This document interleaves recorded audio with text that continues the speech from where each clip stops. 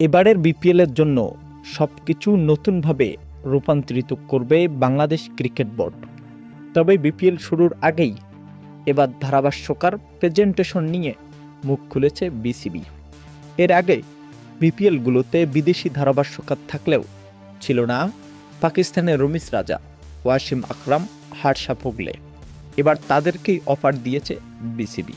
সাম্প্রতিক সময় ধরে বিপিএলের জন্য ধারাভাষ্যকার প্রেজেন্টেশন নিয়ে মাথা ব্যথা ছিল বিসিবির।